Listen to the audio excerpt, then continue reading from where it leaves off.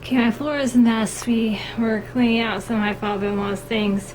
So it is 20th of November.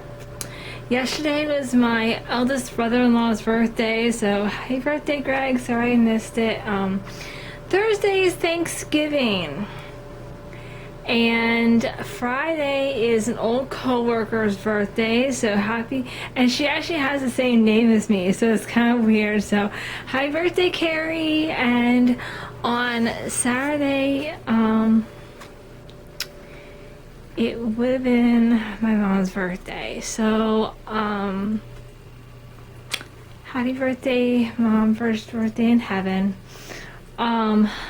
I bet birthday party is just like awesome up there. Just like epic.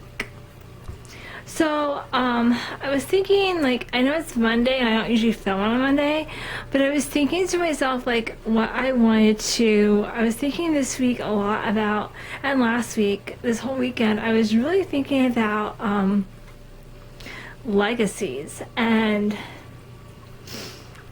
you know, I lost my mom last year.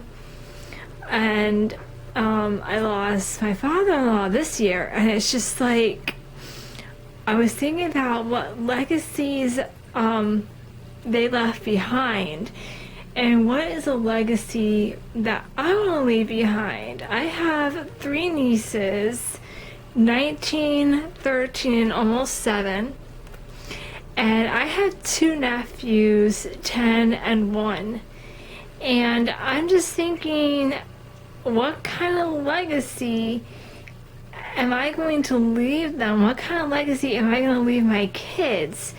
Do I even have anything that I would be leaving them as a legacy? And I started thinking about that this past weekend, and I was like, I don't know, like, what kind of legacy I'm going to be leaving. Yeah, I have a book published.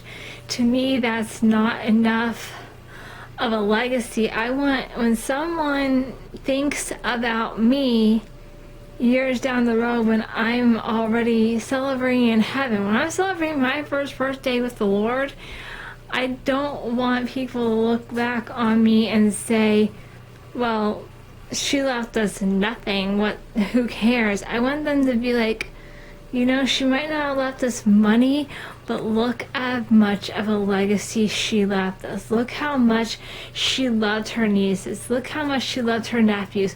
Look at how much she loved her husband. Look at how much she loved her kids.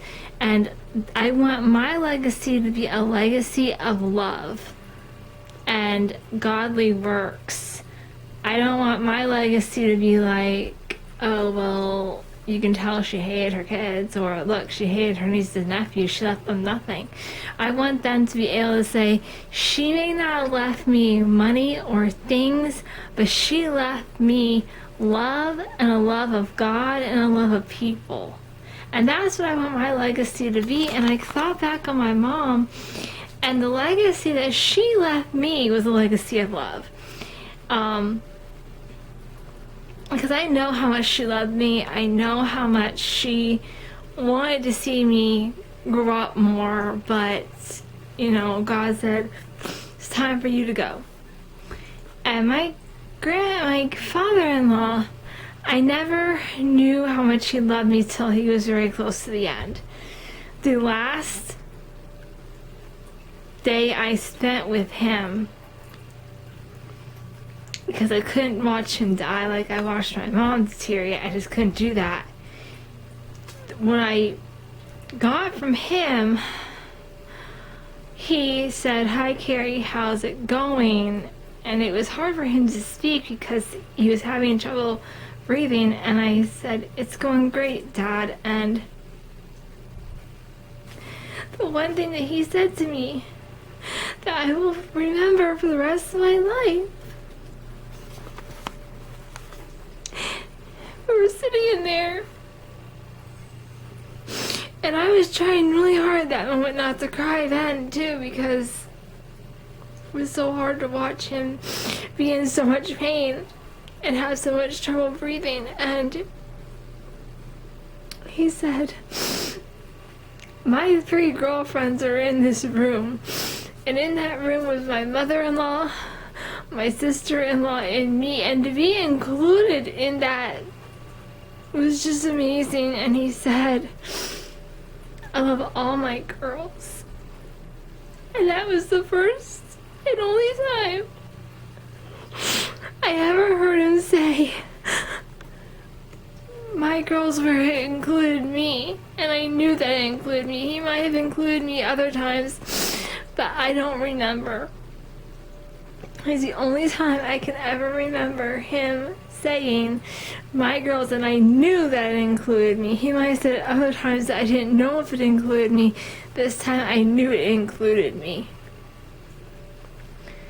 And it just meant so much that he left me a legacy of love through David. And it has been amazing to feel that through his death. And that's what I want. I want to leave a legacy of love. So this week, I'm going to be talking about different things that have to do with legacy. And I know this is going to sound like a sermon. And that's basically my sermon is going to be on legacy this week.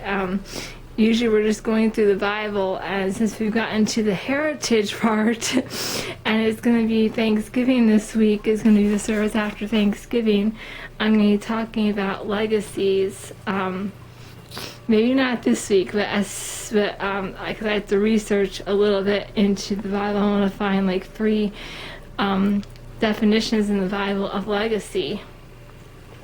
And if I get to that today, I will work on that, but I don't know if I'm going to get to that today. If I do, it will be this week. If not, it will just have to wait till later.